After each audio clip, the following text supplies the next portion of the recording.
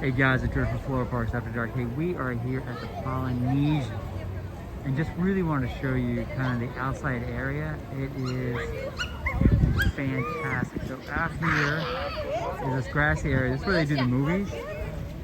And then when you come around here, this is the Polynesian pool area. So they have kind of the stairs that go up into the rocky area. They come down to the slide. And then this is your splash park of all splash parks. It has stairs and water just runs constant. And they had just shut the pool down, so you can't get in. But they got like tiki gods there. It's just awesome.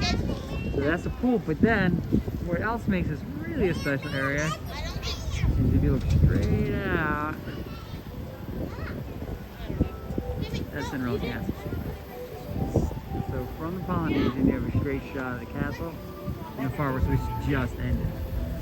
And then what makes this very unique space is that out here, all the outer buildings, this is where all the rooms are. So there's no room in the main lobby. You just have to walk out through all these paths, and they do such a great job. So listen, this is George from Florida Parks After Dark. This is a must-see.